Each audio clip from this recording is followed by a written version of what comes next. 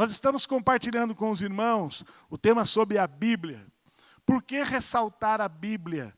É porque para muitos ainda vive uma expectativa de que aquilo que se fala ou que se ensina na igreja é algo ainda de uma orientação humana.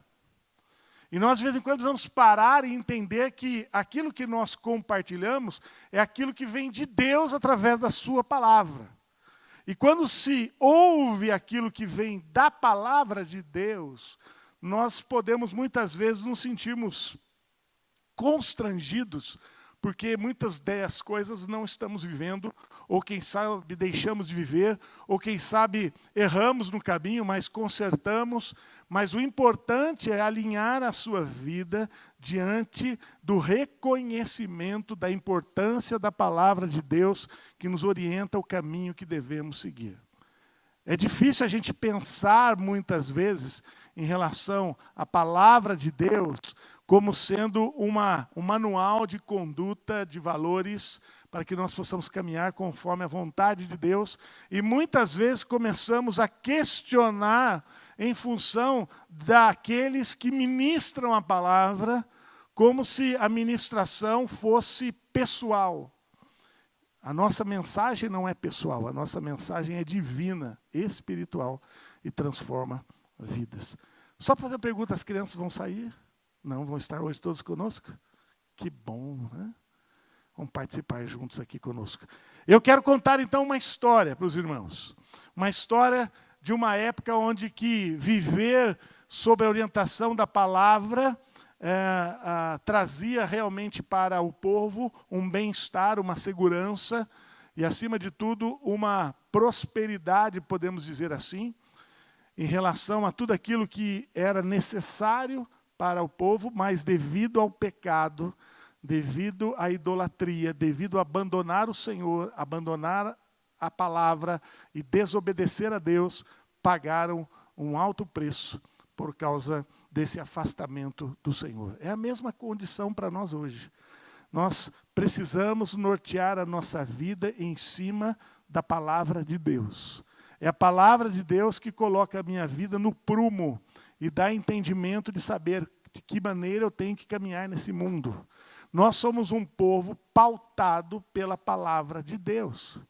Quando alguém perguntar para você, olha, de que maneira você orienta a sua vida, você fala, pela palavra de Deus. Eu não tenho mais uma direção a escolher, eu tenho uma direção a obedecer. Nós não estamos, muitas vezes, vivendo os propósitos do Senhor, porque estamos em tempo onde que se questiona a palavra. Por quê? Obedecer, muitas vezes, é mais difícil. Então, se encontra um questionamento para paralisar o propósito. E nós temos que nos dedicar integralmente àquilo que a palavra tem para nós. Mesmo que, muitas vezes, aquilo não é conforme ao que eu estou vivendo, ou de uma maneira em que possa gerar no meu coração, quem sabe, de que, aparentemente, a Bíblia não sabe o que está acontecendo, de fato, com a minha vida. Pelo contrário. Se tem algo que revela a nossa vida antes, durante e depois da nossa história, é a Bíblia. E nós vamos caminhar hoje ouvindo uma história que está lá em 2 Crônicas, capítulo 34. Eu vou percorrer alguns versículos, versículo 1, e aí nós vamos contar um pouco a história. Vamos passar por algum texto. Os irmãos vão poder acompanhar a história, acho que muito melhor do que eu contá-la, nós vemos o registro dela em alguns versículos. 2 Crônicas, capítulo 34, é o reinado de Josias. Josias antecedeu reis ruins em Israel. Na realidade, o livro dos reis, 1ª e 2ª Reis, 1ª e 2ª Crônicas, vai contar um tempo de bons reinados, maus reinados. Bons reinados, maus reinados. Mas a tônica do bom reinado e do mau reinado é que o bom reinado está alicerçado e fundamentado em Deus e na sua palavra. E o mau reinado trouxe não só prejuízo para o povo em relação às coisas materiais, como também trouxe um afastamento em relação às coisas espirituais. Então, aí quando a gente perde a direção espiritual e nos confundimos com as coisas naturais, aí nós somos totalmente desapercebidos em relação àquilo que fazemos. Não sei se você já pensou, algumas coisas que a gente faz, que a gente tem certeza que está certo, de repente está tudo errado.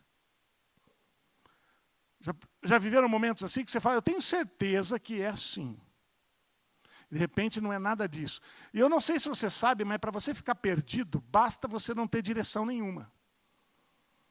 Por isso a palavra de Deus é um livro essencial na nossa caminhada, porque ela dá direção.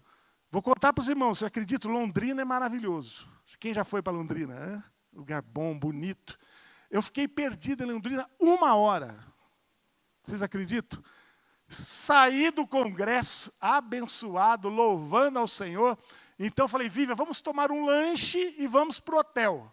Entro no carro, o celular fez assim, ó, tss, apagou. Tela preta. Zerado. E como voltar? Não, vamos encontrar alguém para nós irmos atrás. E quem? De que maneira? Não, vamos então. É mais ou menos isso. Meu querido, eu andei 1 hora em Londrina. Depois de andar 1 hora, Deus falou ao meu coração, meu filho, volta à origem. E eu consegui chegar num congresso de novo. Aí tinha um senhor fechando a porta ali da convenção. E era morador de Londrina, da Igreja Batista de lá. Ele falou, pastor, olha, o senhor vai vir aqui, vai entrar reto assim, vai fazer assim, assim. E eu fui gravando no coração, pedindo, Senhor, nessa idade eu não tenho memória para tudo isso, mas vamos seguir. E ele deu aquilo como fosse uma facilidade. Ó, isso aqui. Eu orei e falei, Senhor, me dê agora essa visão. Eu sei que depois de andar em algumas coisas, chegamos no hotel. Meu amado, olha, sem o GPS, a gente não vai para lugar nenhum. Em lugar que a gente não sabe. E qual que é o nosso GPS? É a Bíblia. Talvez você pode falar, pastor, eu estou meio perdido, eu não estou sabendo. Eu tinha certeza que era isso, e não é. Você está longe da palavra. Você está perdido. E aí, pela misericórdia de Deus, acordei de manhã, fui cedo lá um rapaz que trocou toda a tela que deu o problema e restaurou, em nome de Jesus, o celular está aqui. E eu falei, Senhor, obrigado, agora eu posso, né, de novo caminhar aqui. Mas aprendi, de fato, de que existe uma dependência da nossa caminhada em relação àquilo que já está descrito como um caminho correto. A Bíblia é um livro que descreve uma história de sucesso.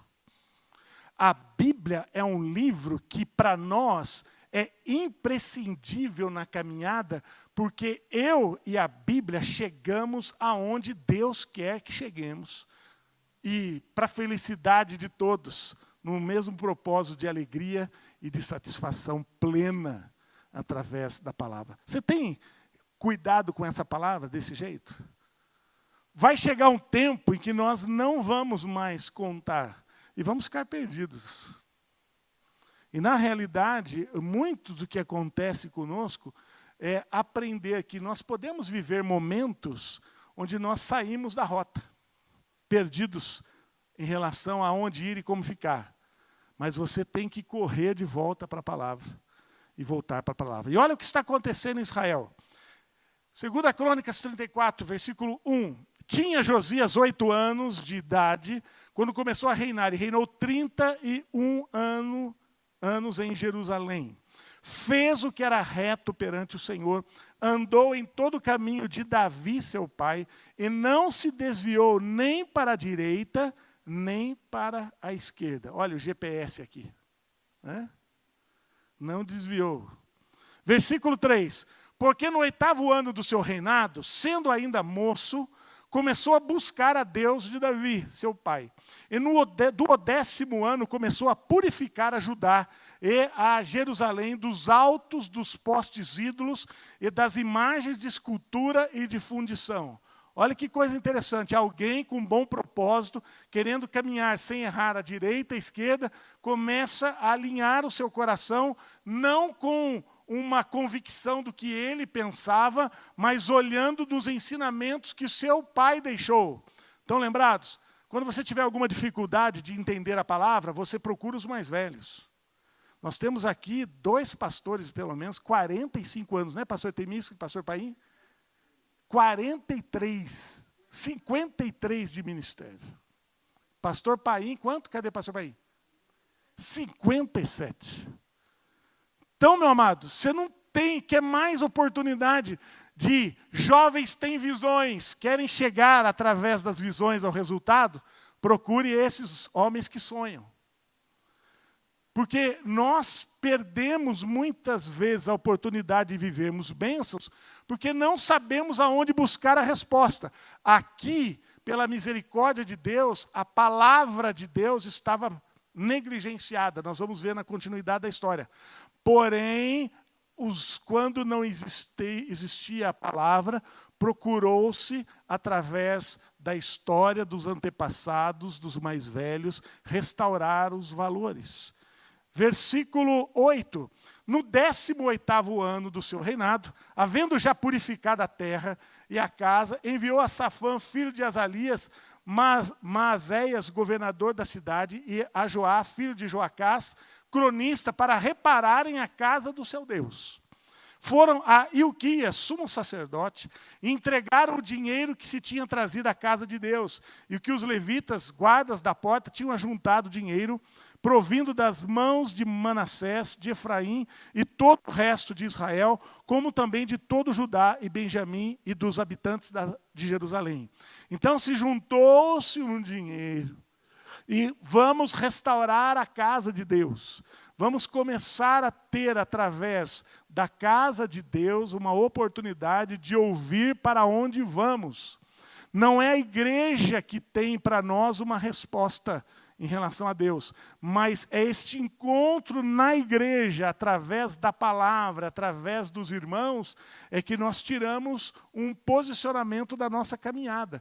Por isso, nós temos uma responsabilidade da nossa vida diante de Deus, e temos uma responsabilidade da nossa vida diante da igreja.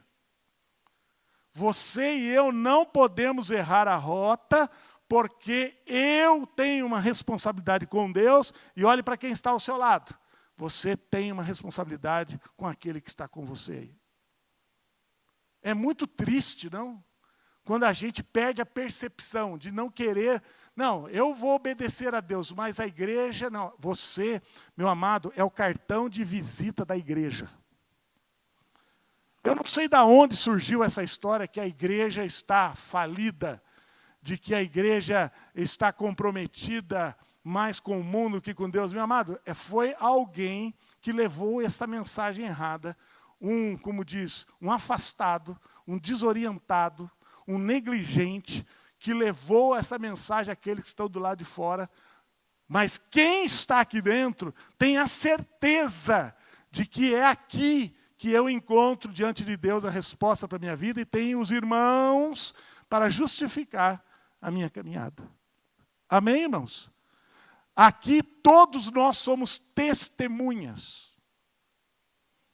Não é assim que tem? Por que no casamento tem testemunha? Por que diante da lei precisa de testemunha? Porque as testemunhas validam o quê? O ato. Então, todos nós aqui, ouvindo a palavra, validamos a palavra de Deus para a nossa vida. Então, todos nós assumimos um compromisso de viver a palavra de Deus como nós aprendemos e sermos referência uns para os outros. É o que está acontecendo aqui na história. E continua, versículo 14. Quando se tirava o dinheiro que se havia trazido à casa do Senhor, e o Ilquias, o sacerdote, achou o livro da lei do Senhor, dado por intermédio de Moisés. Olha que coisa interessante. Estavam coletando o dinheiro e tirando ali, quem sabe, através dos utensílios, para refazer os ornamentos, ou quem sabe as características da igreja daquela época, que tinha altar, tinha algumas outras coisas. Alguém encontrou o livro, a palavra, o pergaminho, que sem dúvida nenhuma ele estava enterrado ou guardado, porque alguém manteve fiel. Quando os reis maus governavam e queriam destruir o templo, um batista entrou no templo, pegou a palavra e escondeu aqui embaixo para ninguém saber, porque ele vai destruir tudo, mas a palavra ele não vai encontrar. Você é batista, né? Amém, irmãos? Quero ver um amém. Amém? Você é um batista. Quando o negócio lá fora está terrível e as coisas não estão bem, a gente corre, pega a palavra e fala, olha, eu vou guardar a palavra. Agora não guarda na igreja, guarda a palavra no... Guardei a palavra no meu coração para não pecar contra ti e não permitir que o mundo inunda a mim. Então, um motivo de muitas vezes estarmos sofrendo, pastor, esse mundo está difícil, o irmão está sofrendo com isso, com aquilo. Por quê? Porque ele não guardou a palavra. Porque quem guarda a palavra, quando existe um governador perverso, ele arranca a palavra de dentro dele e fala, pode ser quem for. Nós tivemos uma palavra poderosa, né, pastor Temísco e pastor Paino, foi o nosso presidente, tinha as autoridades ali, ele falou, nós respeitamos vocês, nós oramos por vocês. Porém, quero deixar bem claro que o que rege as nossas vidas é a palavra de Deus. E nós obedecemos primeiro a palavra, depois vocês. Então não nos imponham o inverso. Porque nós somos um povo que prefere obedecer a Deus do que aos homens. Foi maravilhoso, foi? Todo mundo levantou e bateu palma. Falei, nosso presidente extraordinário. Fala difícil. Né? Ousado, fala difícil. Eu sei que os prefeitos que estavam lá, os deputados foram abaixando assim. Mas eu gostei. Porque muitas vezes a gente está voltado para a obediência às autoridades e acha que as autoridades possam suplantar a palavra. Não suplantam. Palavra é maior, muito maior do que a palavra deles. Enquanto eles estiverem realizando a vontade de Deus através dos seus atos, conte com a igreja. O dia que eles fizerem algo contra a palavra, somos contra eles. Então, o que está acontecendo aqui é que alguém guardou a palavra no meio de um tempo onde todo mundo queria calar a boca de Israel. Meu amado, nesse tempo que nós estamos vivendo, você precisa ser alguém que guarda a palavra, porque senão vão calar a boca. Porque se nós não temos a palavra, a nossa palavra não significa nada. Então disse Ilquias, versículo 15, ao escrivão de Safã, achei o livro da lei na casa do Senhor. Ilquias então entregou a Safã, então Safã levou o livro ao rei e lhe deu o relatório dizendo tudo quanto se encomendou a teus servos, eles o fazem. Contaram o dinheiro que se achou na casa do Senhor, entregaram nas mãos dos que dirigem a obra e dos que a executam. Relatou mais o escrivão dizendo, o sacerdote Ilquias me entregou um livro. Safã leu nele diante do rei. Leu o livro diante do rei. Versículo 19, tendo o rei ouvido as palavras da lei, rasgou as suas vestes. O conhecimento de que a palavra do Senhor quebranta a nossa vida e nos faz sentirmos miseráveis, porque o pecado, meus amados, diante da palavra precisa ser desnudo de nós, rasgado, reconhecido, humilhado, para que sejamos viver a restauração do Senhor. Então, versículo 22, então Ilquias e os enviados pelo rei foram ter com a profetisa Uda, mulher de Salum, o guarda-roupa, filho de Tocate, filho de Arás, e lhes falaram a esse respeito. Ela habitava na cidade baixa em Jerusalém. Ela lhes disse, assim diz o Senhor, o Deus de Israel, dizei ao homem que vos enviou a mim, assim diz o Senhor, eis que trarei males sobre este lugar e sobre os seus moradores, a saber todas as maldições escritas no livro que leram diante do rei de Judá. Visto que me deixaram e queimaram incenso a outros deuses, para me provocarem a ira com todas as obras das suas mãos, o meu furor está derramado sobre este lugar e não se apagará. Olha que coisa extraordinária. O rei estava fazendo as coisas certas, sim ou não? Sim ou não? As pessoas estavam trabalhando, reformando as coisas do templo, sim ou não? As pessoas estavam trabalhando na obra de Deus, sim ou não? Mas isso foi pouco. Sabe aquele sentimento? Mas eu estou trabalhando na obra, eu sou pastor, eu sou diácono, eu sou ministro do louvor, eu toco, eu canto. Meu amado, Uda vai ensinar para eles o seguinte: olha, vocês podem estar fazendo as coisas certas, mas longe da palavra de Deus, não vivendo a palavra de Deus, vocês vão sofrer a justiça do Senhor. Uda, eu acho que pegou todo mundo de surpresa. Todo mundo achou que Uda ia fazer uma festa. Ela falou assim, não, o livro vai revelar que não é fazer, é ser o importante. O livro vai trazer ao rei um sentimento de que não adianta fazer bem feito, não adianta fazer o melhor, se você não ser, de fato, alguém que produz rios de águas vivas, não adianta fazer aquilo que você quer fazer na igreja ou em alguma outra situação, como se aquilo fosse algo que movesse apenas o fazer e não transformar o seu coração. Triste também. Nós estivemos reunidos com o Conselho da Ordem dos Pastores, e é triste quando a gente vê homens que poderiam usar a palavra de Deus para serem bênção, são homens que envolvidos em pecados terríveis, ao ponto de serem excluídos da ordem, não por uma significância em relação a ter um privilégio de participar da ordem, mas como advertência de que os pecados precisam ser reconhecidos, arrependidos e ser transformados. Ouvimos isso também. Fazem bem feito, está tudo certo. Aparentemente, diante de Deus tem até resultados, ou diante dos homens tem até resultado, sabe? Está todo mundo vendo, olha que trabalho bem feito, olha que a igreja cheia. E a pessoa perde a percepção de que ela está cheia de pecado. Uda vai chamar a atenção. E ela diz, versículo 27, porquanto o teu coração se enterneceu e te humilhaste perante Deus, quando ouviste as suas ameaças, quando a este lugar, e quanto os seus moradores, te humilhaste perante a mim, rasgaste as tuas vestes, choraste perante mim, também eu te ouvi, diz o Senhor. Meu amado, até aquele momento estavam fazendo um monte de coisa, mas Deus não tinha ouvido, porque Deus não ouve o clamor de paredes, Deus ouve clamor de coração. Não existe avivamento neste ambiente, existe avivamento dentro de nós. Esse ambiente pode gerar uma catarse. Os irmãos entendem o que é uma catarse? Um sentimento que está tudo bem, que está tudo ótimo. Um dia alguém falou para mim, ai pastor, eu queria tanto ficar na igreja, porque aqui é tão bom, aqui parece que o céu desce, a igreja sobe, eu tenho medo de voltar para minha casa. Eu falei, medo? Não. Você tem que fazer daquilo que você vive aqui, aquilo que você precisa viver lá. Aqui não é para você se proteger, aqui é para você despertar que existe algo errado. É um sentimento que a gente chega no trabalho para adorar a Deus. Que coisa boa, né?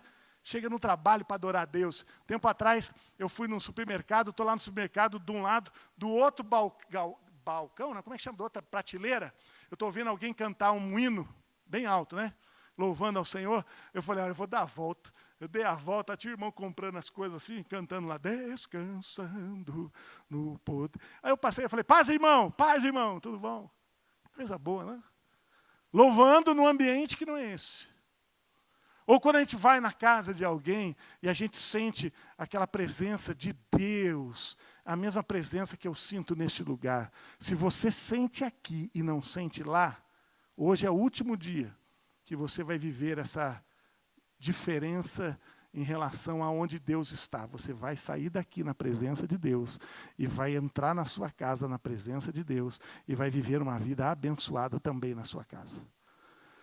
Versículo 28, pelo que eu te reunirei a teus pais e tu serás recolhido em paz à tua sepultura, os teus olhos não verão todo o mal que hei de trazer sobre este lugar e sobre os seus moradores. Então levaram eles ao rei esta resposta. Olha que responsabilidade do rei, de não apenas restaurar o que era visível, mas também restaurar aquilo que está invisível nos corações. Porque às vezes o visível é fácil, mas o invisível, esse realmente depende do quebrantamento do espírito. Então ele deu ordem ao rei, e todos os anciões de Judá, de Jerusalém, se juntaram se ajuntaram, o rei subiu à casa, versículo 30, do Senhor, e todos os homens de Judá, todos os moradores de Jerusalém, os sacerdotes, os levitas, todo o povo, desde o menor até o maior, e leu diante deles todas as palavras do livro, da aliança que fora encontrado na casa do Senhor. O rei se pôs no seu lugar e fez aliança ante o Senhor, para o seguirem, guardarem os seus mandamentos, os seus testemunhos e os seus estatutos de todo o coração, de toda a alma, cumprindo as palavras desta aliança que estavam escritas naquele livro. Que livro poderoso, não? O que me constrange é que, diante da palavra de Deus, a nossa vida é redirecionada a um caminhar totalmente, ou muitas vezes, alinhado com os propósitos de Deus, que talvez não sejam os meus, mas são os melhores propósitos, os melhores caminhos a ser seguidos. Eu tenho certeza, nós estamos falando aqui para um rei que assumiu o reinado criança. Diz que ele assumiu o reinado com quantos anos? 8. Pensa uma criança que assume com 8 anos, chega na adolescência, poder na mão, financeiramente dominando, ele renuncia o seu coração de adolescente, de jovem, e escreve uma história pautada nos propósitos do livro. Que coisa, não? Você já pensou sobre isso? Que uma das maneiras mais difíceis de nós não lermos a Bíblia, não existe dificuldade em ler a Bíblia, meu irmão, isso é mentira. Com a tecnologia que nós temos hoje, se você não entender um texto da Bíblia, você entra em qualquer site, você vai encontrar respostas. Né? Antigamente a gente tinha que procurar manual e não tinha. Agora, entra lá e fala, não entendi esse texto, alguém vai explicar o texto no original, fora do original. Nós temos a percepção da palavra. Mas sabe o que é difícil no nosso tempo hoje? É nós nos quebrantarmos diante da palavra. Está faltando realmente quebrantamento, ouvir, obedecer, para viver os propósitos do Senhor. Não é falta de entendimento. Não é por falta de entendimento. É por falta realmente de uma convicção de que esse livro muda a nossa vida. Nós ainda achamos que podemos escrever a nossa história do nosso jeito. Nós perdemos a percepção de que o grande erro foi que quando você estava na igreja e você caminhou até esse batistério que nós temos aqui atrás, você, ao se batizar, você assumiu uma identidade de Cristo. E sabe por que você está falhando depois do batismo? É porque você ainda está tentando viver a sua vida. Não, o batismo revela que você morreu. Diga para quem está ao seu lado, você está morto? Você morreu aí, irmão? Porque se você não morreu e deixou Cristo viver na sua vida, você vai continuar desorientado. Esse é o grande problema. Pastor, por que as coisas que eu faço não dão certo? Você respondeu. Porque as coisas que eu faço. Esse é o grande problema. Você saiu do batistério dizendo que agora não é você mais quem vive, mas Cristo vive. Pergunta, Cristo, por que eu estou fazendo errado? O Senhor fala assim, mas eu não erro. Jesus erra ou não? Alguém tem aqui uma condição de olhar para Deus através de Jesus e falar assim, Jesus errou. Jesus errou. Jesus errou. Eu fui comprar um carro, Jesus falou, compra. E agora não estou conseguindo pagar. Jesus não sabe fazer conta. Jesus não está entendendo a matemática.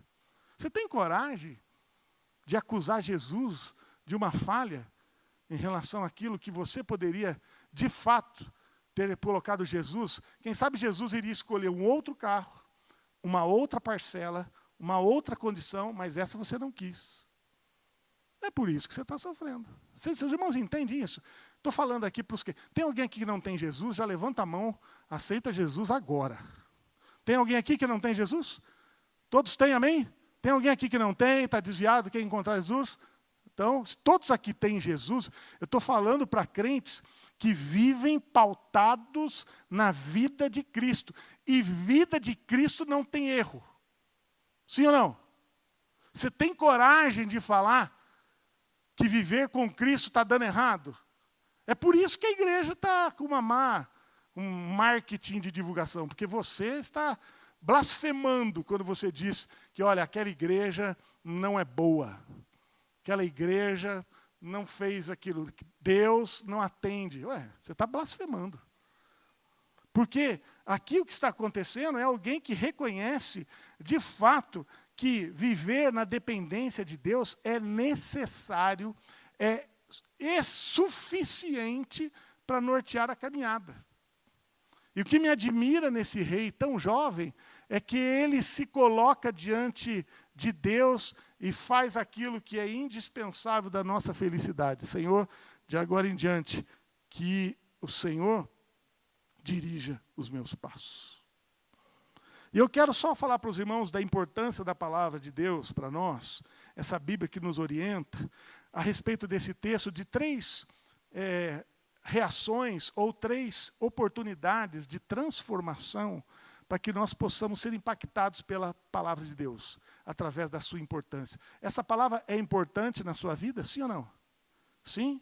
Então, para que nós possamos entender por que essa palavra é importante, quero deixar para os irmãos alguns ensinamentos que estão revelados aí no texto que nós estamos lendo. Primeiro, deixa eu sair aqui, o celular ainda não aprendeu a conviver comigo aqui. Versículo 2, olha que coisa extraordinária.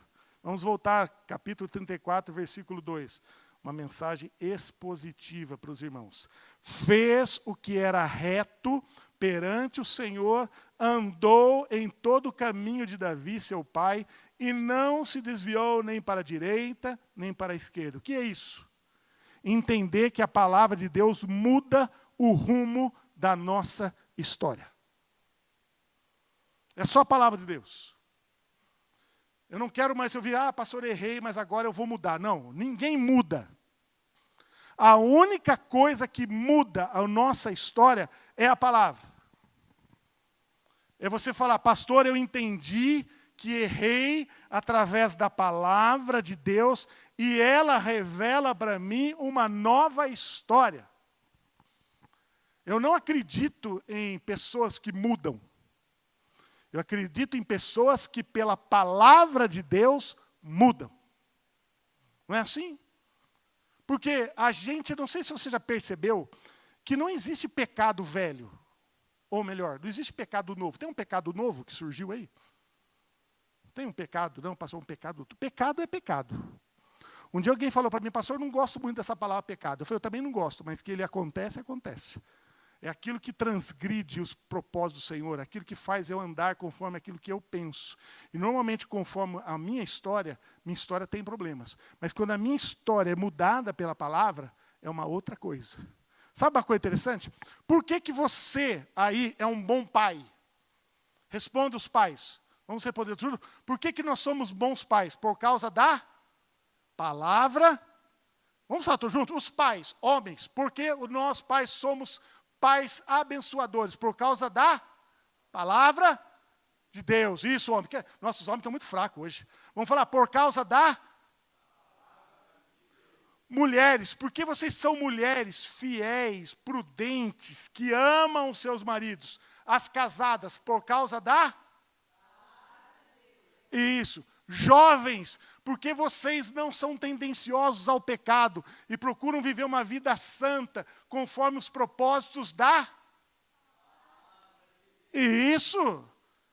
O que justifica os nossos atos não são aquilo que eu acho, mas é aquilo que a palavra diz. Por que nós somos bons pagadores de dívidas? Por causa da... É isso aí.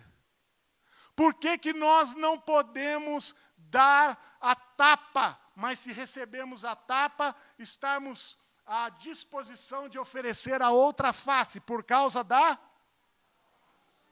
Porque se dependesse de mim... Um dia alguém falou, pastor, mas vocês são muito bobos, meus crentes, a gente faz o que a gente quer com vocês, vocês ficam quietos. Falei, rapaz, não provoque aquilo que você não conheceu no passado. Você não sabe do que eu sou capaz de fazer. De vez em quando, as pessoas acham que a gente não provoca, porque o que faz a gente ter uma vida conforme o fruto do Espírito é a palavra de Deus.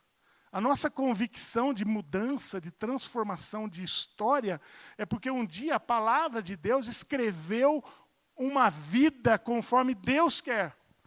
Vamos pensar, qual é o modelo de Deus para nós? Deus gosta de pessoas mansas ou pessoas agressivas? Deus gosta de pessoas boas ou pessoas más? Deus gosta de pessoas que trazem alegria ou que gerem confusão? Ué, mas isso é porque está na palavra. Agora, se você pode fazer alguma coisa diferente do que está na palavra, você não entendeu o que a palavra significa. Se aceitando Jesus, Cristo entrou em nós, como é que pode você colocar uma torta de banana num forno e tirar uma torta de morango? Explica para mim. Explica, não tem explicação. Então, Cristo que entrou em nós, pela palavra, Ele exige uma nova história. Por isso as coisas velhas, e tudo se fez. Pastor, mas eu errei. Então vamos tratar de agora em diante. Aí eu estava na aula da sala de adolescentes, e eles falaram, pastor, mas Deus então é muito joia. Peca, perdoa, peca, perdoa, peca, perdoa, peca, perdoa. Então vão pecando e vão perdoando. Eu falei, vai nisso. Porque Deus, Ele perdoa todo o pecado, mas Deus não deve passar pela nossa condição de que você está enganando a Deus nos seus atos. Não engane o Senhor. Você pode, por mim, viver essa realidade. Peca, perdoa. Peca, perdoa. Mas para Deus... Então tome cuidado, porque a palavra tem que mudar.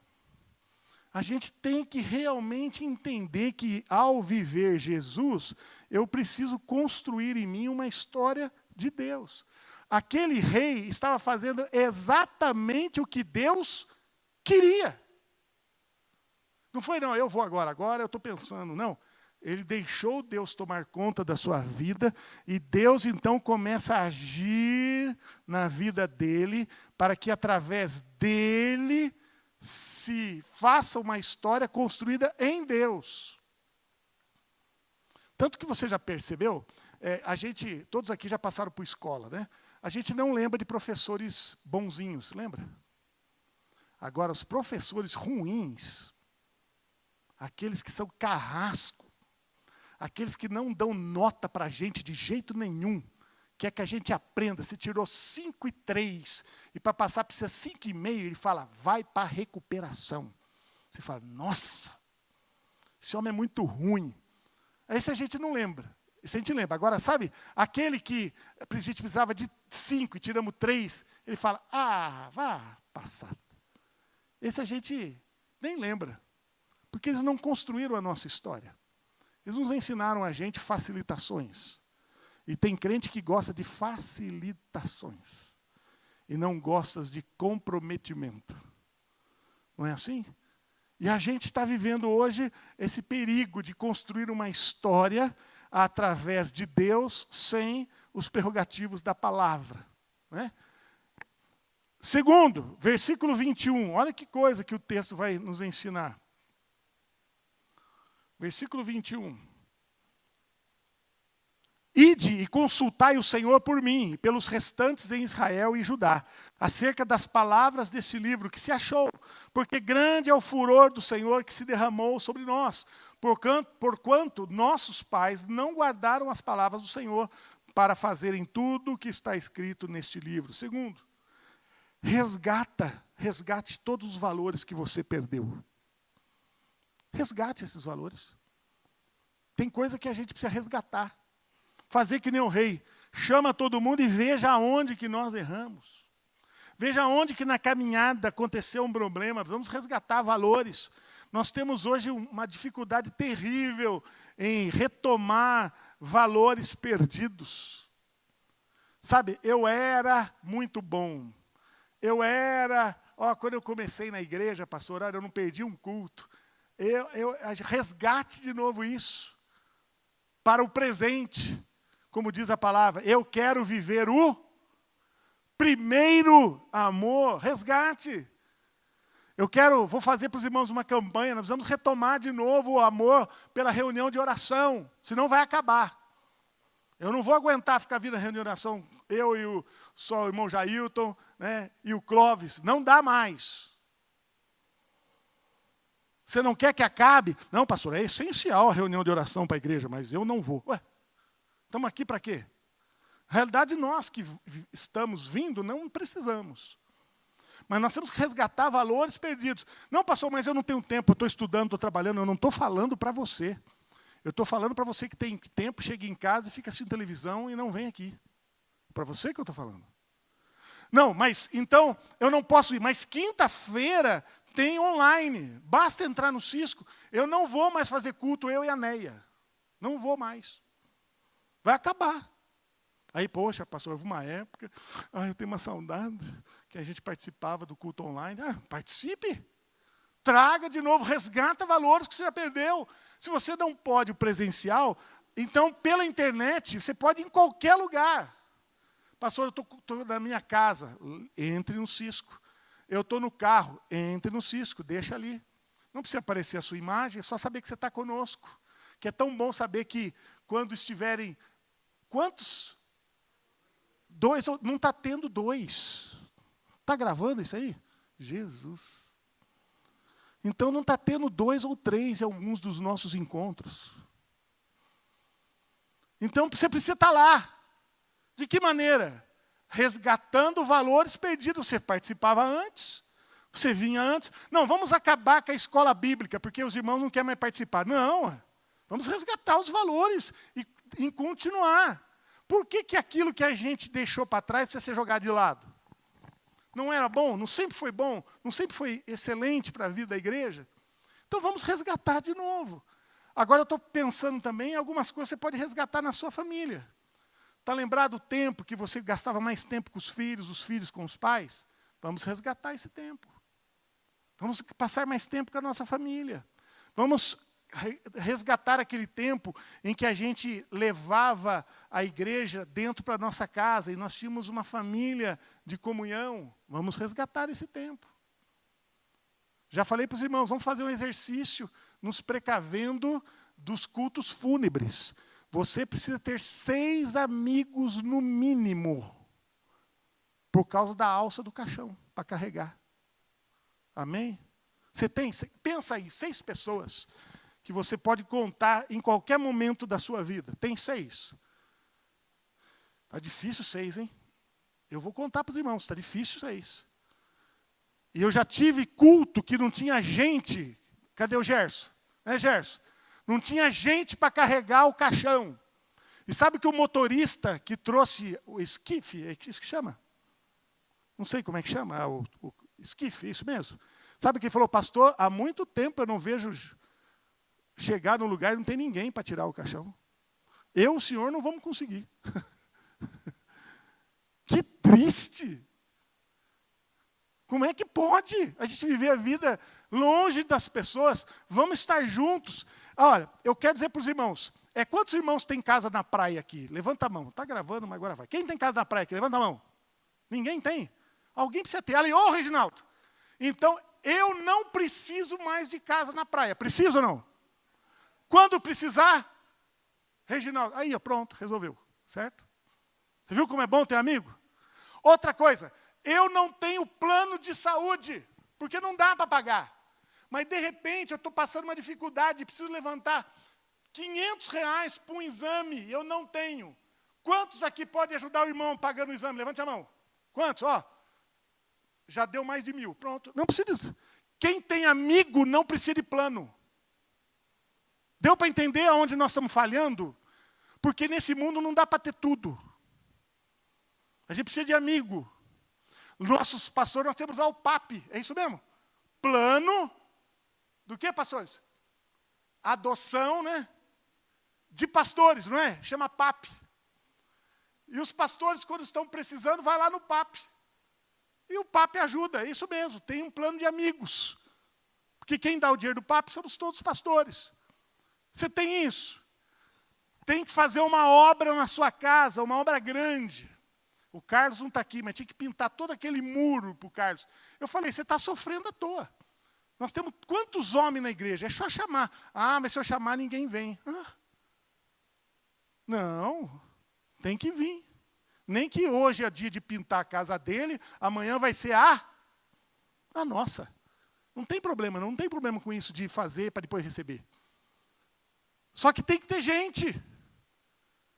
Aí tem o grupo de mulheres, que uma benção, né, irmã Doroti? Participe, tá junto, tal. Aí a irmã não participa do grupo e fala, ei, dá para ajudar para mim pagar minhas contas? Ué, mas aqui não é banco, aqui não é Cressol.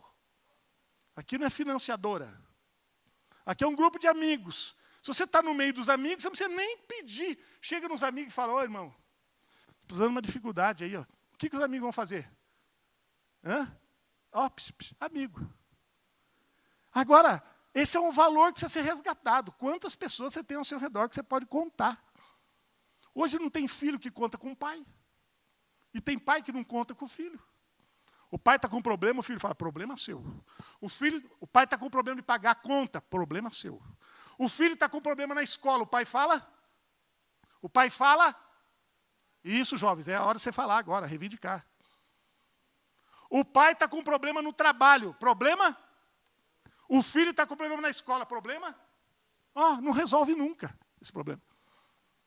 Então, resgate valores perdidos. Aquele jovem, quando encontra a palavra de Deus, conforme o texto que nós lemos, ele consultou o Senhor, restante de Israel, acerca da palavra daquele livro, e levantou no seu coração um sentimento de resgate daquilo que havia perdido em relação a obedecer a palavra. Resgate. Veja na sua vida espiritual que você precisa retomar. Veja onde você, quem sabe, desanimou no caminho.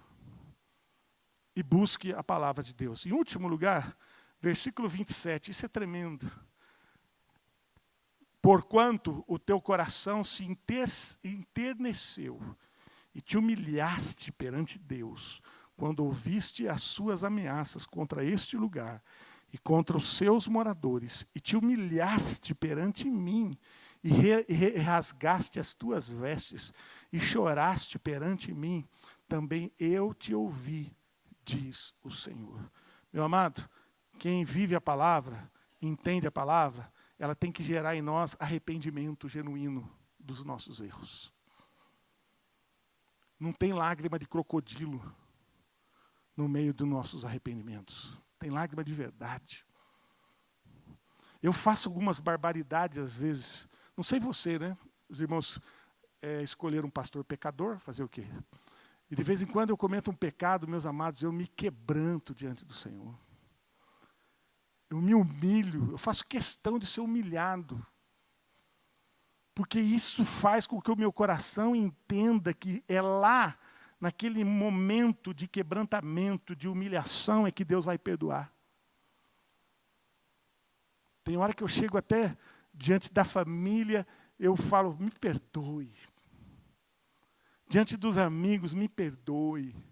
Diante de algumas situações, arrependido. De fato, eu não devia ter feito isso. E diz que Deus ouve um coração arrependido, de fato. Deus está naquele momento porque nós somos fracos. Nós temos que parar com esse sentimento de que nós somos perfeitos, nós somos perfeitinhos, somos os melhores dos melhores. Não somos. Se nós estamos neste ambiente, é porque nós somos os piores do que aqueles que não estão.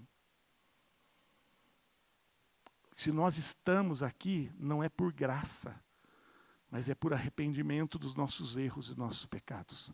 Se estivéssemos lá fora, seríamos pior do que aqueles que estão lá fora. Amém? Você entende isso? Ou você olha para fora e fala, não, pastor, esses lá de fora são os piores. Não, se você estivesse lá, estaria pior. Nosso Deus gosta de gente ruim, gente estragada, gente cheia de problema, cheia de pecado, mas Ele transforma. Mas a gente precisa reconhecer isso, reconhecer que somos pecadores, erramos. Não existe aquilo, eu não vou, não, vai chegar, vai pedir perdão. A palavra-chave que a gente fala assim, o contrário do ódio é o perdão. Sabia disso? O contrário do ódio não é a bem-estar. Não, o contrário do ódio é o perdão. É a única coisa que acalma o nosso coração e que nos faz entrar na presença de Deus e encontrar em Deus a resposta e a solução da nossa caminhada, é o perdão. E como nós temos dificuldade de pedir perdão, não? Nossa, é uma dificuldade. No nosso encontro lá, né, pastores que estavam lá, chamava os pastores, vem aqui para você contar o que aconteceu. Não foram. Não dou satisfação. Não dou satisfação da minha vida. Não, você vai para o inferno. Quem não dá satisfação da sua vida para os homens, não dá para Deus. Tem hora que a gente precisa justificar para os homens mesmo. Errei. Me perdoa, Ezequiel. Perdoa, meu querido. Devia ter feito isso. Perdoa, irmã. Me perdoa, irmão. Arrepender, de fato, para poder viver em Deus uma nova oportunidade. Então, se a palavra de Deus, de fato, existe em nosso coração, ela é sensível ao pecado. Isso quer dizer que a gente não vai pecar. A gente peca, mas a gente se quebranta diante do Senhor. E diante das pessoas, até muitas vezes, para, quem sabe, sofremos até humilhação. Quem sabe até muitas vezes em reconhecimento de que realmente eu não mereço, errei. Mas o Senhor tem misericórdia de mim. Você talvez não entenda isso, mas o meu Deus exige arrependimento e perdão dos meus pecados. Eu quero encerrar com o Salmo 119, 11. Salmo 119, versículo 11. Eu queria convidar você a prestar bem atenção, mais uma vez, na sua vida em relação à palavra de Deus. E sair daqui trazendo esse salmo no seu coração. Escondi a tua palavra no meu coração, para não pecar contra ti. Feche seus olhos. Como é que está a sua vida em relação à palavra de Deus? Ela tem feito você sensível em relação ao coração pecaminoso? Eu não estou dizendo que aqui nós somos perfeitos, eu estou dizendo que aqui nós não podemos deixar o pecado tirar a nossa sensibilidade da presença de Deus. Sem a palavra de Deus em nossas mãos, em nosso coração, estaremos sempre sujeitos a ciladas de Satanás. Para isso, precisamos combater. Para sermos vitoriosos, necessitamos retornar ao ensino da palavra e praticarmos a palavra de Deus, porque ela é a única regra de fé e de prática da igreja. Eu tenho certeza, eu não sei nem o que você está passando, mas se há algo que você está passando não está bem, certamente, porque a distância que você está da palavra aumentou nessa trajetória da sua circunstância. Sem dúvida, eu quero chamar a sua atenção para que só existe uma maneira de você retomar de novo o sentido da sua história. Busque na palavra, acerte a sua vida com Deus, creia que Ele muda o rumo da história, resgate os valores perdidos e gere no seu coração verdadeiramente o arrependimento e continue a viver as bênçãos do Senhor. Você pode sair daqui nesta noite totalmente renovado em Cristo Jesus para viver uma nova criatura a partir de agora, se você der ouvidos à palavra do Senhor. Vamos orar? Queria convidar o Ministério do Louvor para estar aqui, nós estamos encerrando. Quero deixar para você que está em casa essa palavra, que a palavra de Deus inunda o seu coração, que a palavra de Deus transforma o seu viver, que a presença de Jesus, através desta mensagem, possa ter chego no seu coração, aí na sua casa. Que Deus abençoe.